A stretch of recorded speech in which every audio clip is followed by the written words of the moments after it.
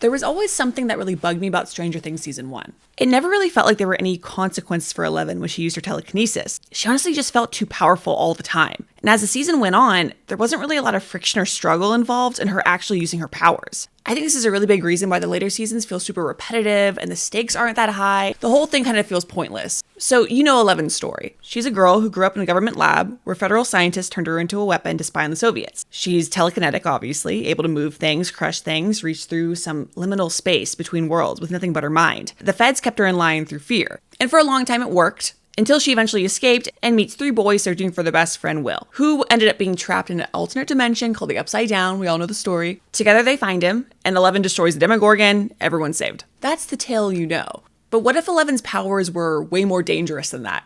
What if they were deadly not just to the people around her when she used it as collateral damage, but also deadly to her, meaning not just nosebleeds, but like her body breaking down every time she uses it? And it gets worse and worse the more and more she uses the telekinesis. I rewrote Stranger Things Season 1 to see if this tweak in Eleven's character would make her character a lot more interesting to watch, her character arc a lot stronger. I feel like right now it's a little lackluster. And to see if it would kind of fix the finale, which I always felt like was not super exciting in Season 1, because the boys are just kind of standing around watching Eleven take out the Demogorgon all by herself perfectly. And it didn't feel super collaborative or earned with the themes of friendship and teamwork that the series had established so far. Okay, so picture this for this alternative version of Stranger Things Season 1. Eleven wanders into a diner on the edge of Hawkins, Indiana, and she gets caught by the diner owner. When the diner owner finds her, he can tell immediately that something's very wrong. It's a little girl in a hospital gown, barefoot, filthy, scared. So instead of calling the cops, sits her down, brings her a burger. After a little coaxing, he finds out her name is Eleven. So here's where the first change occurs in my little rewrite. While the diner owner is getting up and he calls social services on the phone saying, I think there's a kidnap victim here. I need someone over to help this little girl. While he's on the phone, Eleven's eating. And there's a fan in the corner of the room that's like super obnoxious to her. She stops it with her mind. Like that's her first time on screen using her telekinetic power. But in my version, the fan is in the corner of the room. It's still super annoying, but it's actually like really grating on Eleven's senses in particular, because ever since she left the lab, she hasn't been on the proper medications that all the scientists and the feds were giving her while they were experimenting on her. I want to establish in my rewrite of Season 1 that she's always hooked up to like an IV or has a drip of some kind of, we don't know exactly what type of medicine it is or type of drug it is, but it is meant to kind of keep her senses more muted, the world around her drowned out a little bit more. It's kind of assumed to make her more easily pliable and under control for the federal agents and scientists constantly experimenting on her, especially because her power is so dangerous as she keeps developing it. So keeping her docile is like a priority for Papa/Dr. Brenner. And so now that she's at this diner, it's the first time she hasn't had these drugs in her system, everything feels cranked up. All of her senses are like on fire. And so that fan in the corner is really grating and it's like ringing in her ears and like just making her agitated. When she uses her power to stop it, instead of it just like perfectly turning off, and then she goes back to eating her burger, no big deal. In my version, she tries to stop it normally, but instead of it just stopping, it tilts over and it falls to the ground kind of hard. Like she didn't mean to like push her power that much to like make this fan drop over. She thinks it's kind of weird and immediately starts getting a nosebleed on the first time you ever see her use her power. You can tell she's a little bit confused. Like you could have like the drops of blood from her nose drip on the table in front of her. And she's a little bit confused, a little disoriented, thinking, how did I get that wrong? Why did the fan not do exactly as I wanted it to, like it always does in the lab? She never really had any misfires or sloppiness like that when she was using telekinesis in the laboratory. And also that reaction of her nose bleeding so quickly is another kind of indicator that like, oh, that's weird to her. Something's like slightly off. But for the time being, she kind of just rubs the blood off of her nose, hopes the diner owner didn't notice that. He's still on the phone with the social worker. And she goes back to eating. So later that night, you have the exact same scene where the diner owner is washing dishes in the back of the kitchen. Eleven's eating a thing of ice cream, having a little bonding time. It's very cute. And then the social services worker shows up, which, as we know, is one of the agents that works for the government, pretending to be a social service worker.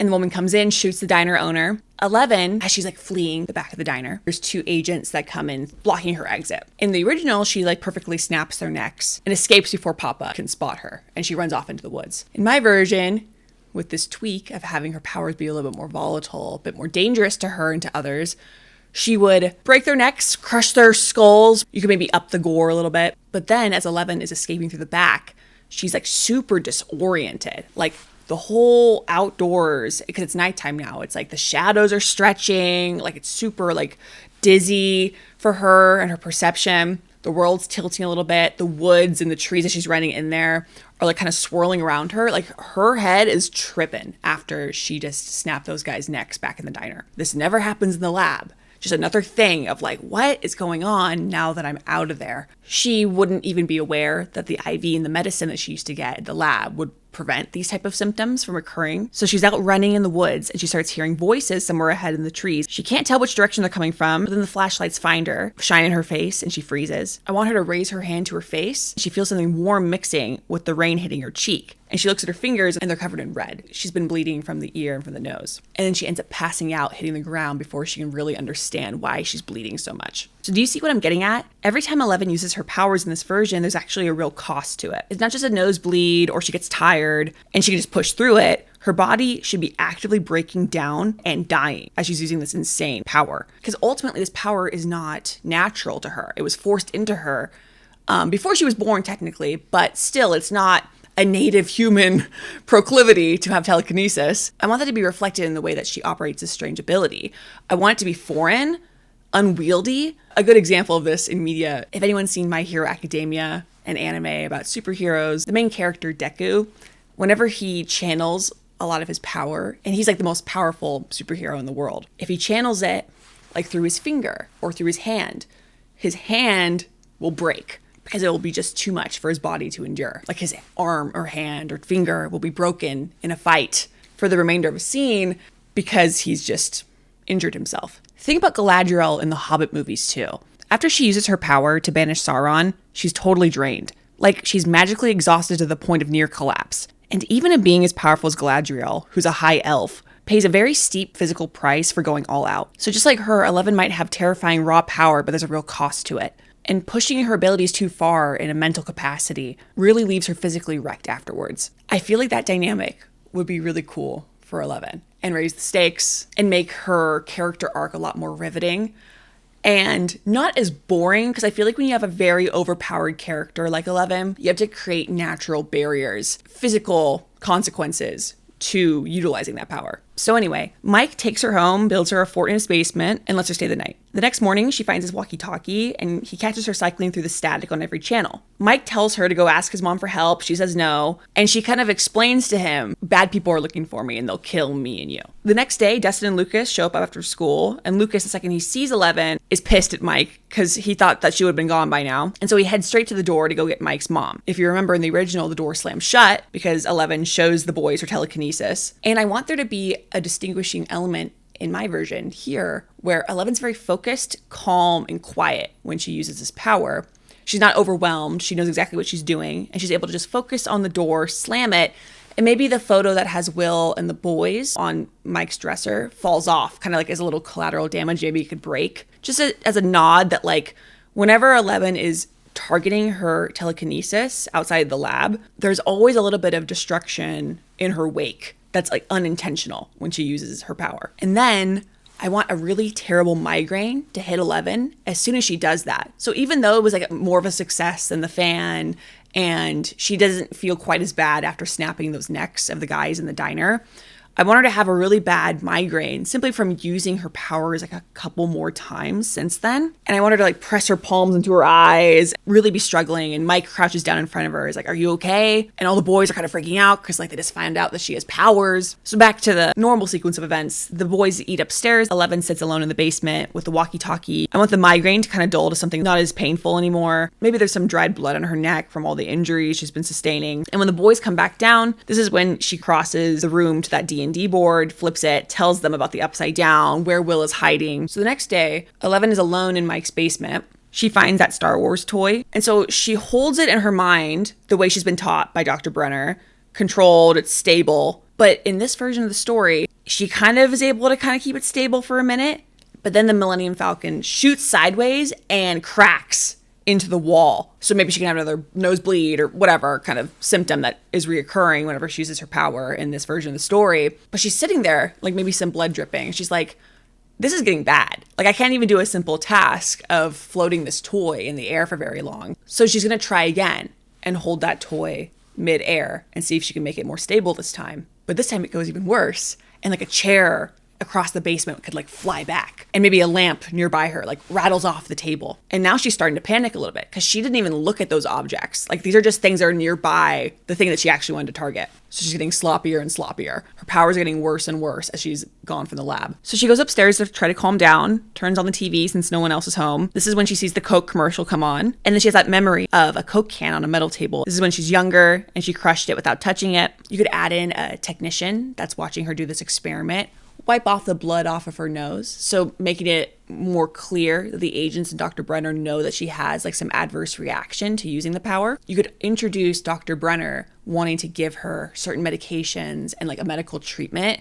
to prevent blood clotting, brain damage, all the things that we're going to kind of start to understand that Eleven's going to suffer from outside of the lab. And it will also be interesting because even though obviously Dr. Brenner is very evil in the original story and in this version of the story, it also adds a layer of like he's hyper diligent with Eleven's health and brain capacity and all these things. That's another part of why he really wants her to come back to the lab and in a weird way save her, because he knows when she's out in the elements, not under his tutelage, under his thumb, she could very well die because of this horrible health effect that she gets from using this strange foreign supernatural power. I think 11 doesn't really know any of this yet, but she's getting the impression that it is dangerous and too costly for her to use the powers willy-nilly right now. It's pretty clear in her headaches and the bleeding that she's experiencing much sooner than in the original story. So when the boys are coming back from school and they spread out all their little supplies across the basement, talking about having to save Will, do they need weapons, snacks? But then Dustin says, oh, we have 11. She can shut doors with her mind. We can just point her at stuff and use her as a weapon. This is now a little bit more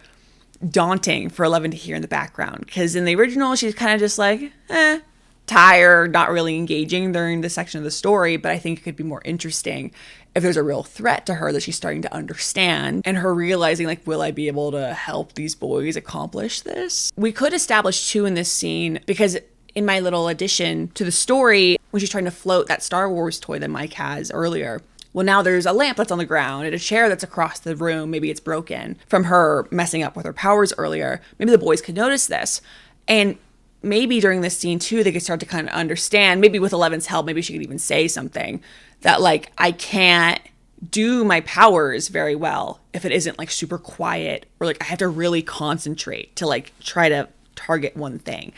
In 11's words, of course. So the boys are kind of noting that it has to be like a very controlled environment for 11 to use her powers. So the next day, 11's waiting for the boys under the power lines after school. This is when she sees a cat walking along a fence nearby. And that's when she has that memory of a cat in a cage back in the lab. And they want her to crush it with her mind. And she looks at it, does not want to do it. And so because she doesn't do it, the feds end up dragging her into the isolation closet that she always gets put into whenever she's being punished for not obeying. You could even have, like on the other side of the door, you could hear Dr. Brenner's voice telling the other Fed, we can't push her too hard though, because we don't want to lose her. They know that her abilities upgrading could be deadly to her. And Dr. Brenner's like very aware of that. So treads lightly. This is also around the point where 11 turns on a couple of the lab workers and kills them both. Something that Papa is very pleased about. And here's where we could add something. Right after that burst of violence, 11 would collapse into a seizure on the floor of her isolation room.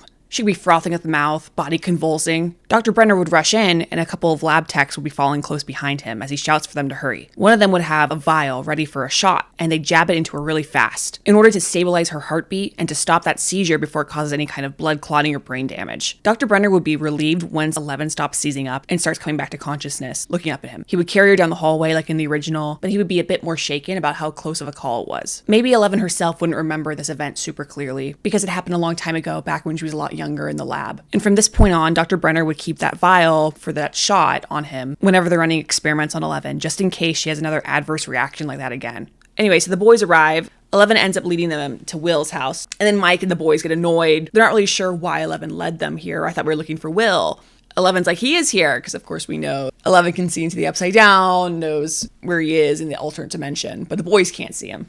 This is the scene when a police cruiser drives by, and the boys find out that Will's body is in the gorge, his body.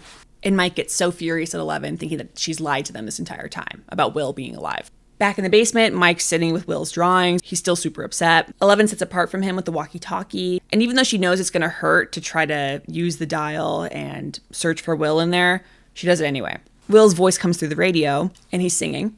11's nose can be bleeding yet again, but maybe when she's looking through these liminal spaces, she's kind of trying to use the radios and stuff to find people in the upside down. The blood in her nose could really pour at this point. It's a more intense power to use for her. And so when Dustin and Lucas come back, the boys make a plan. There's that ham radio in the middle school AV room that 11 might be able to use to find Will more effectively. But Mike can wonder, is it okay to do this? Like, is she going to be okay? Because he's seen the negative effects on her a few times now. But she agrees, and they put a wig on her, and they ride into town. And before they get to the AV room, they're dragged into the school assembly underway for Will. They file in, sit down. The bully, who gives Mike a hard time, ends up peeing himself because 11 stops him before they get into a fight. In this scene, when they get to the AV room, I want the equipment around the ham radio that the boys want her to use. So like other microphones and radios or little lab equipment that the science teacher keeps in there. I want to be kind of agitating 11. She doesn't like other things plugged in or buzzing or humming around her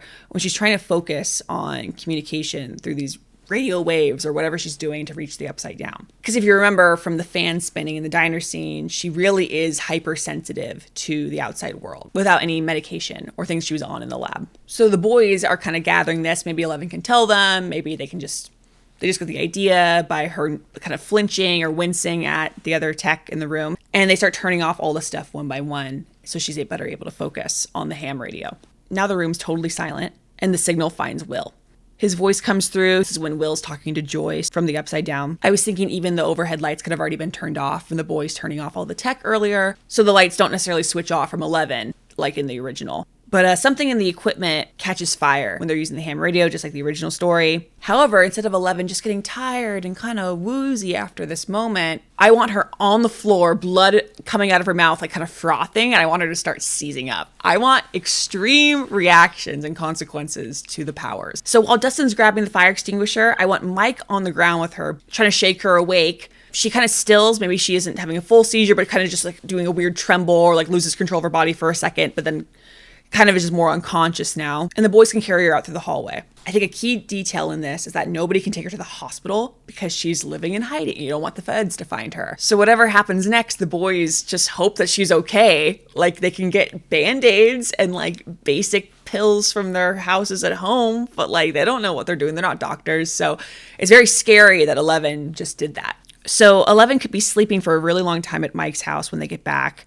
And when she finally wakes up, and it's been hours, her head feels like super heavy. Her left ear and her mouth and her nose were all bleeding as usual. She knows that things are getting worse the more she uses her powers. After Will's funeral, the boys find out the needles of their compasses aren't pointing true north. And they find out that's probably where the gate is, the upside down. While they're walking towards it, 11 is working against the compass the whole way, bending the magnetic pole just enough to keep them off course. It's like a sustained drain on her. So she's walking slowly. She keeps pushing it. Maybe she even stumbles a little bit and Mike has to help her, not fully realizing like, oh, it's because she's using her powers to sabotage us finding the gate. And by the time they reach the junkyard, her nose is bleeding pretty steadily, not just dripping like in the original story. And the trees and the railroad that they're walking on are all tilting slightly when she's moving. The junkyard is disorienting when they get there. This is when Lucas catches her, realizing that she's manipulating the compass, sees her bloody sleeve and her strained face, like she would look super nauseous. She tells them it wasn't safe to go to the gate, but then in this version, she'd bend forward and like a trickle of like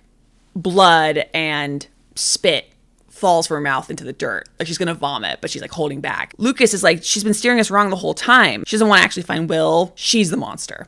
That iconic line. Mike shoves him, Lucas shoves him back. You guys know what goes on in this scene. But a tweak would be 11 screams, sending Lucas flying, just like the original. But I want this to really feel like 11 is running on empty because she's been using her powers to manipulate the compasses the entire time on the way over here. So when she sends Lucas flying, it's like a natural consequence of her like being totally burnt out and like disoriented. So when the boys are able to wake Lucas up, I want the back of his head to be bleeding. I want it to be a little bit more of an extreme injury. And I want the boys to be more scared of her. So once Elle runs away, I think Mike could defend Elle to Dustin after a moment, after, Lucas runs off. Like defending her, saying, I don't think she can aim well when she's scared. Like, I don't think she meant to do that. When she panics, like the power just kind of goes everywhere. I don't think she meant to harm Lucas like that. Here is where I think there could be a great tie-in to the D&D lore. Dustin could say, okay, maybe it's like when a spellcaster has to concentrate. You break their concentration, the spell will fail. So we keep breaking her concentration, or she has too much external stimuli. Like an example that Dustin can pull on is they made things a lot more quiet and calm for her in the AV room when she was using the ham radio. I just feel like the D&D analogy of a spellcaster who keeps getting interrupted mid-cast is a good pull back into the original lore that the boys like to reference. I think it also helps give the boys some more agency and interesting things to do in Eleven's arc with her powers, because if Eleven isn't just some master of telekinesis, the boys have to help her hone it in and be able to use it more effectively, that it isn't just hurt them. Like Lucas got really thrown just now. Like they want her powers to work properly so they can save their friend Will. I feel like the teamwork theme can easily pop up with that concept. So we're back to a flashback when Papa has Eleven go into the tank, and then she goes into the upside down, or I guess that limbo place between the upside down. Kind of hard to say. Before she goes into the tank, the lab techs could give Eleven that shot to prevent any seizures or other adverse reactions happening again, like the blood clotting episode she had in the isolation room. This is when she sees that Soviet man, and when she's going in to go spy on him, she finds the Demogorgon in there as well. That's when she's panicking, wants to be let out of the tank. So you cut back to the present. Eleven's waking up in the woods. She goes to the edge of a pond and screams at her reflection because she thinks she looks ugly, and she's just like releasing all this emotional pain. And I would like it so there's a lot of ringing in her ears when she does this, because if you remember, her telekinesis sends the water like going crazy across the pond, and a bunch of birds are all scattering in the trees. And she could have a metallic taste in the back of her throat, and she's coughing up more blood or bile, like more extremely. So then she's like sitting at the edge of the pond, like trying to kind of breathe through it, and she's having a hard time getting up. So she grabs like a stick, or like a walking stick type thing, and has to like use it to like leverage her way up. So she's limping with the stick as her crutch as she's going to the grocery store alone in Hawkins. This is when she goes into the grocery store, steals Eggos, freaks out a bunch of the customers and the employees. I was thinking too, when she is like leaving with the Eggos, and she makes like a shopping cart fly in front of the employee trying to get her. And when she slams the automatic doors closed behind her, there could be more collateral damage. Like cereal boxes could come off the aisles. The cash register could explode open and dollars would fly everywhere. Like there could be like that typical collateral damage theme that I keep talking about whenever she uses her power. And even though she feels dizzy again, she doesn't care. She's over it. She's isolated again because she's not with the boys anymore. So she just goes back to the woods, eats her frozen Eggos out in the woods, rips them open. And the whole tree line, everything is like swaying around her. Like she maybe even lays on the ground, like eating the Eggos, just like succumbing to her fate of being very unwell physically. And this is when she hears Mike and Dustin running from the bullies near the gorge. And she really struggles to get up. She uses her walking stick again. Because I think, too, with her powers from the original, I didn't like that it was always just like, if Eleven takes a nap, she'll be well rested and all well charged like a battery to help us with the next telekinetic task. In this version, it adds up every single time. It always bleeds into the next interaction if she uses her power from one scene to the next. So you better use the power wisely. So by the time she reaches the gorge, that's when Mike is falling off after the bully threatens him. So she saves him, manages to save him, even though she's like struggling, limping along. The bully's sidekick flies backwards once Mike is saved. She breaks the main bully's arm. It's a cool moment, just like the original, but from the boys' point of view, Eleven would be seizing up for a second right after all this. Maybe the seizure would pass after a moment, and Dustin and Mike would instinctively roll her onto her side and wait it out until the seizure stops. Everything is muffled and strange in her ears. She can hear Mike's voice coming from somewhere, and she's trying to hold herself up, but she ends up dropping down. Her pink dress collar should be covered in blood at this point. I want Mike to say something like, "Hey, Elle, can you hear me?" And this is when she confesses to Mike and Dustin that she opened the gate, that she's the monster. You have that flashback back to the limbo area between the Upside Down and our world. The drugs are still in her system, so she's able to do it safely. The Demogorgon's in front of her, and she reaches out towards it because Dr. Britter told her to. And this is when the walls of the lab are cracking. She's creating this rift, this gate between the worlds, and the Demogorgon's been released into our world.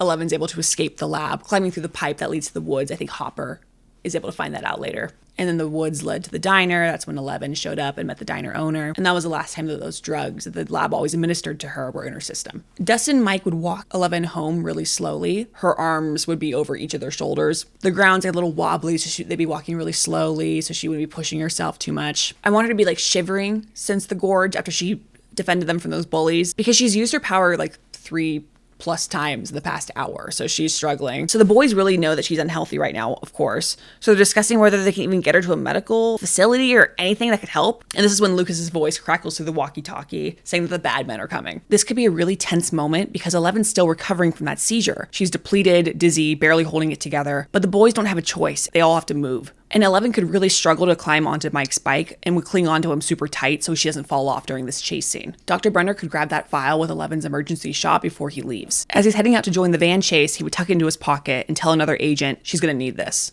And as a reminder, it would be that same shot as before. The one that would keep her heartbeat steady to stop seizures, anything to prevent blood clotting happening in the brain and killing 11. The whole chase scene with the vans coming after the boys on the bikes, when they meet up with Lucas too, they're riding through the neighborhood trying to avoid the feds.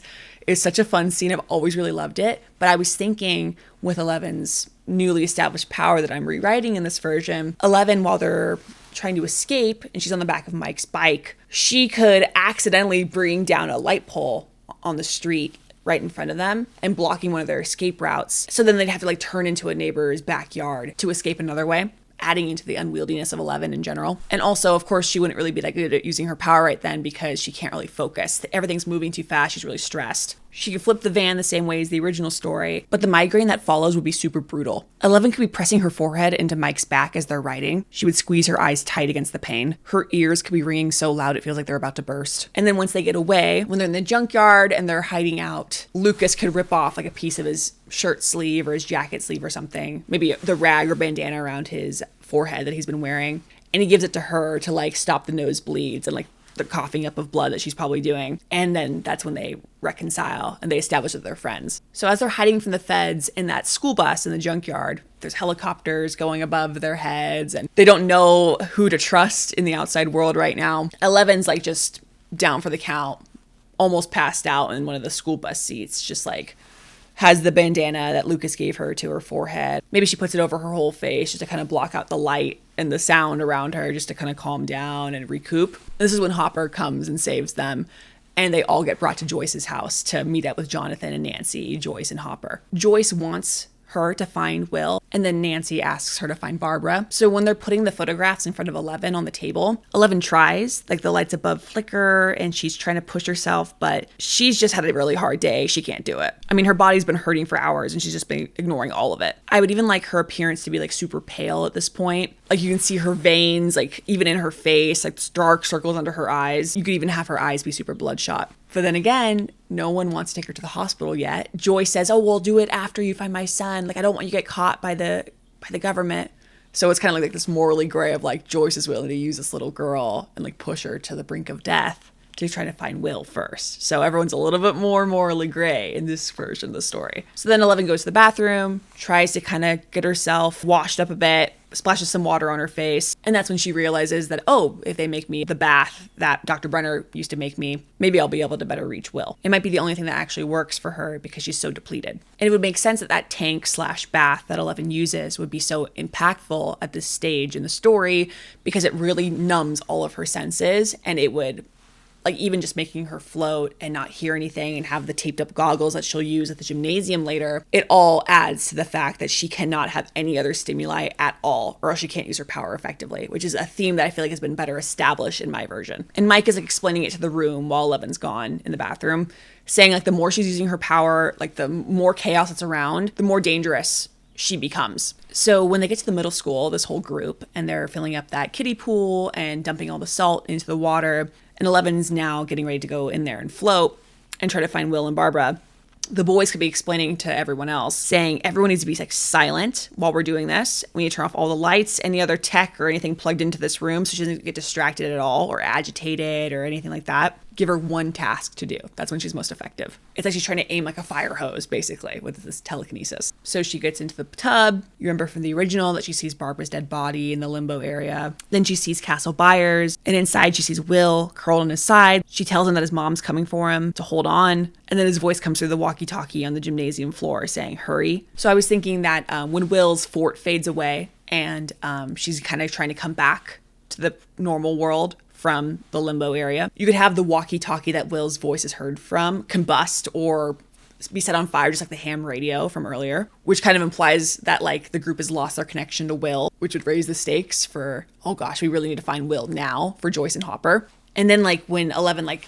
sits up in the kiddie pool, there could be like a mini little shock wave that like sends everybody around the kiddie pool like kind of jolted back, like not like anything crazy, but like you could tell they all kind of felt like a weird push back a bit. Joyce can kind of crawl back over and comfort 11 as she's trying to calm down, gasping for air. So the boys wrap her in a towel. She sits on the bleachers with them. As usual, her nose is bleeding. Maybe instead of only getting pudding from the kitchen that Dustin goes and grabs, they could also go to the nurse's office and get like medical gauze or painkillers, anything like that. Maybe things for headaches, etc. All things that 11 can use to feel better after that incident. 11 could be trembling, shivering. Even though she didn't have a seizure this time after going in and looking for Will in the Upside Down, it would really feel more like luck than anything else. And the boys, while Joyce and Hopper head off to go find Will, the boys are telling her, just hold on a little bit longer, and then the adults will all take you to the hospital. Don't worry, you're almost done. But little do they know, unfortunately, that will not come to pass. By the time Hopper and Joyce are gone, Jonathan and Nancy are gone too. And as you know, Hopper also gives up the location of 11 to Dr. Brenner when they get snatched by the feds.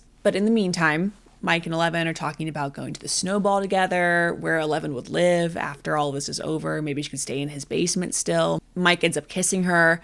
This is when Dr. Brenner and everybody shows up after Hopper gave away the location. Okay, so this entire alternative version of this story culminates in this sequence, which I feel like really pays off a lot better than the original, with the things that I've established from all the earlier scenes. Now, all these federal agents are pulling up and they're coming into the middle school.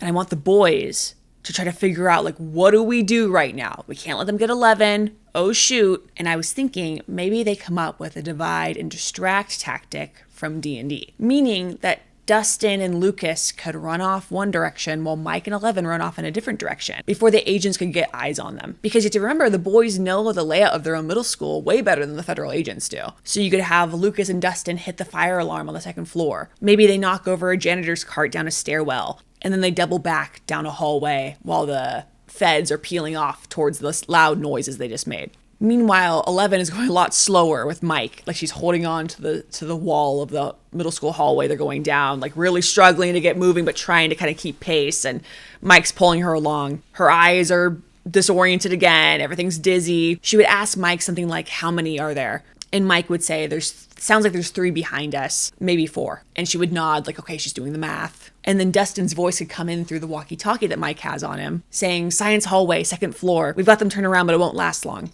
I think what would be so cool about this is that the boys are all doing something, because I really didn't like how they would just watch and basically be cheerleaders for 11 in this entire final sequence. They'd be buying her time to recover because she was so tired from finding Will earlier, but also because they know that if it's too chaotic all at once, she won't be able to effectively use her powers to take out feds. So what would happen in my version is 11 and Mike would be kind of sneaking around corners, taking out agents one by one instead of all at once, like that kind of picture perfect scene where she makes all of the agents bleed from their eyes and everyone just drops dead. Instead, it would be a lot less clean, a lot less effective, but she get the job done. She could have one agent that she's targeting one by one hit the wall hard and crack their head and die, or send one tumbling down the stairs with her power. Like, it could be a little bit more Home Alone isn't the right word, because they're not using a bunch of like tricks and trinkets to get all the feds out of the way, but it would be more realistic, and I think it would feel more constrained, but the payoff would be better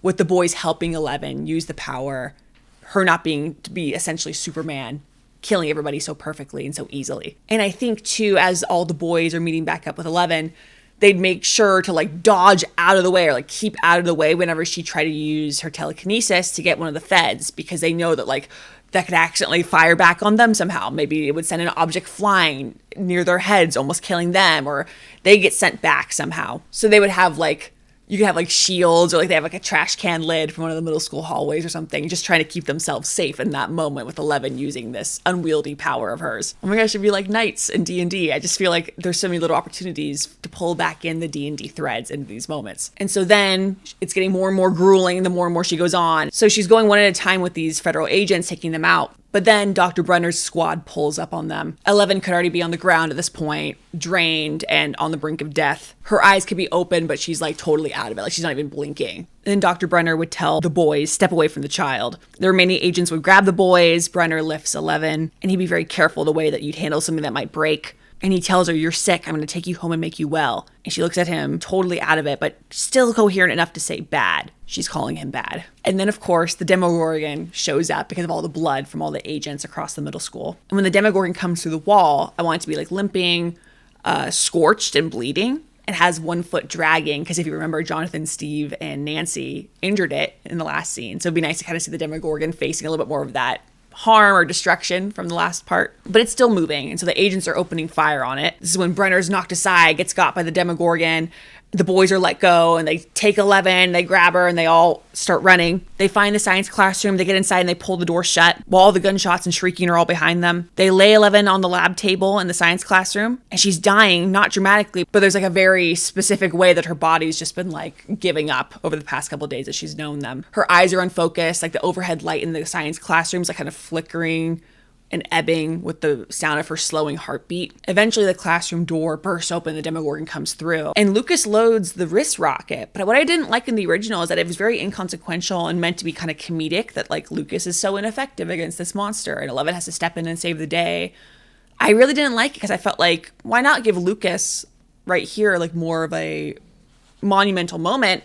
I want him to go to the other side of the classroom with the wrist rocket while 11 and Mike are still over by the lab table, and she's like totally out of it on the table, like passing out. And Lucas could be shooting the wrist rocket from across the room, and he's doing it to get the thing's attention because I want him to like do that to buy Dustin a few seconds to sprint to the other side of the classroom and get into the AV room, which is adjacent to the science classroom. And Dustin would go and find the intercom of the ham radio they've been using throughout the series, and he would blast it. Maybe it could be music playing or something like that. And a screech of feedback would blast directly behind the Demogorgon. And the creature could flinch away from Lucas before getting him and be driven crazy by the sound. And the whole point is that they want to buy their sorceress, 11, the member of their D&D party, like a couple more seconds to focus and really like channel her power and be able to direct it correctly. You could have it that like 11 tries before all this is going down and she misshoots and sends Mike flying back and it's like chaos.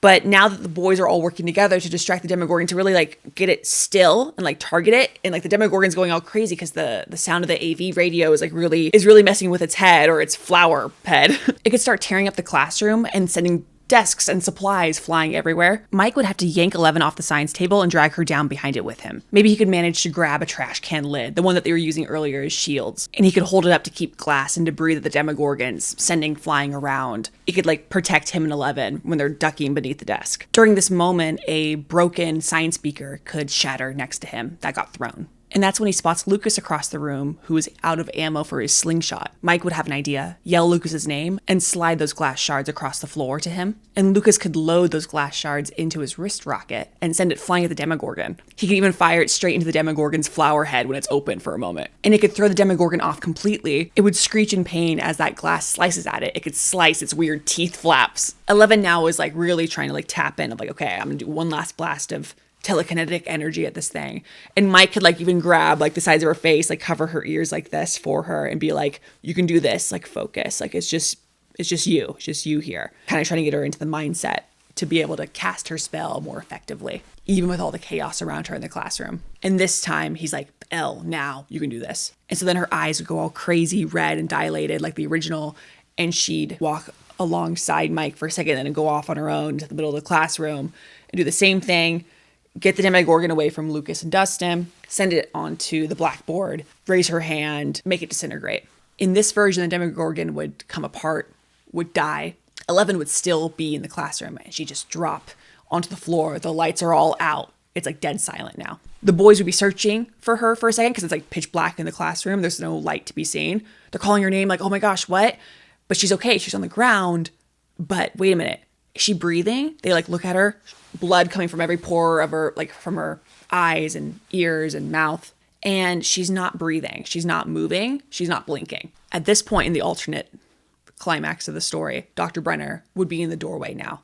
And he's not dead. The Demogorgon looked like he got him earlier. He is super cut up, like slashes across his face, like an eye swollen shut. He stands in the doorway and he's looking at 11 as the boys are crowding around her, like freaking out, crying, thinking that she's dead. And Dr. Brenner could say she's going to die without the proper drugs. Her body can't regulate itself without medical intervention that only my facility has. Let me take her. All of you will walk away. There will be no files on you, no follow-up, no agents at your doors for getting involved in any of this. Dr. Brenner could also make it very clear without saying it outright that he would go after the boys' families if they don't fall in line. He would then tell the boys that he has to act right now. And he could pull out that vial for the shot in his pocket that I've introduced in this version of the story. That same one he grabbed before he went and chased 11 through the neighborhood in all those vans. He tells them that this will get her heart pumping again, and that right now her body's totally shutting down and her heart is stopping. He would say that these kids have no idea what they're dealing with and that it's time for him to take over. This vial, or this shot, he could say, is her only chance at living right now. She'll be in a medical bay within the hour, but you have to let me take her. So Dr. Brenner is posing this ultimatum to the boys, and Mike, as the group leader, is going to choose what to do. And he's looking at 11 on the floor, like, does not want to give her up to Dr. Brenner, but her chest isn't moving. And he feels so terrible because he's used her ability at the cost of her own life so many times of like trying to find Will, of trying to escape all the vans when they're chasing through the neighborhood. Like, necessary at the time, but he just feels like she's been used as a tool, as a weapon by them. Like, he doesn't want to see her suffer anymore, so he doesn't know what to do. There could be this dark parallel established between Mike and Dr. Brenner in this moment, because both of them in their own way has used 11 as a weapon throughout this entire story. I think that can be kind of what eats at Mike. Is he really any different from Dr. Brenner? Maybe he just should have been 11's friend, not used her for so many tasks, and being willing to let her harm herself in this way. He ultimately has put her in danger just like all the people that kept her trapped her entire life did. So in the end, Mike would let Brenner administer the shot to 11. Maybe it could be into her chest or her upper arm or neck. And then 11 could take a breath. She would still be out of it, but now she's breathing again. Dr. Brenner could pick her up and nobody would stop him. I think Mike would end up giving her up to Dr. Brenner because he's so afraid of her dying. So then you cut to the middle school outside that night, and it's full of emergency vehicles. Mike's mom comes through the crowd, gets her arms around Mike and hugs him. And Mike could be crying because 11's gone. And the federal vehicles are pulling away during this whole scene because nobody arrested the boys. Nobody's asking them questions. They got off scot-free from messing with all these federal plans, basically, because 11 is in the back of one of the cars that's leaving. And the boys have this like horrible guilt about it.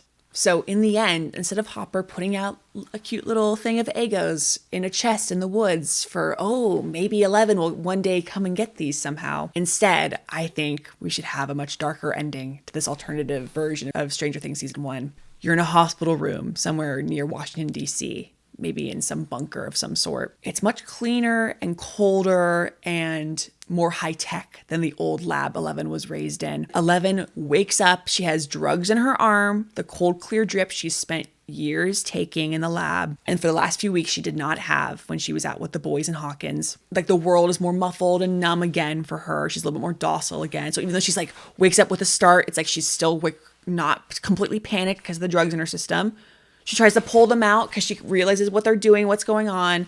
Dr. Brenner stops her. She sees her vitals on a monitor. She's doing much better. She's stabilized again. She's been asleep, maybe even in a coma for a while. Dr. Brenner sits next to the bed that she's on, the hospital bed. His face is was still cut from the Demogorgon, but now it's a little more healed, meaning the passage of time has occurred while she's been out. And now she's exactly where she started. She's in a lab that's even more isolated than the last one, and she's unreachable.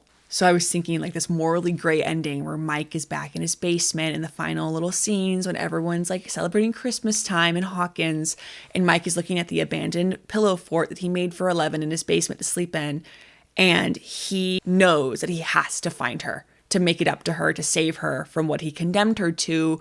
He thought he had no choice. He was scared, but now he regrets it. Maybe he won't find her this year, maybe not next year, but he's going to find her and save her. So That's my rewrite of Stranger Things Season 1. If you want to see where this alternative version of the story goes in Season 2, what Eleven becomes when she thinks that no one's coming for her, and now she's back at the hands of the freaking federal government, and how Mike would even begin to figure out how to find her. Well, if you want to know what happens, subscribe and let me know in the comments. If there's enough interest, I think it'd be interesting to come back to this and write a Season 2 version of this story. Let's say I don't even have the alternate ending, and Eleven just vanishes after defeating the Demogorgon. You could still have this weakness to her powers established. She'd be less of a natural master of them, because I feel like it really does round her out as a character, instead of her having a very thin character arc and not really being challenged in her abilities. It also just solves a problem for all the future seasons, which is just like all these unnecessary new characters that are thrown into the mix just to add some type of artificial conflict and pad the runtime. Because if you follow my alternative timeline of these events, Eleven would just be at the beginning of mastering her abilities, and it gives the story so much more to cover after Season 1. Somewhere real to go after this. I just feel like this is the way to kind of cap off a really solid season already and make it even better, even if it ended up being a standalone season, like originally intended by the Duffer Brothers. But if you disagree with any of my characterizations of the original cast, or any plot points you think should have gone a different way with this new kind of set of rules established, please tell me. I would love to hear your takes and points here. So anyway, thank you for watching.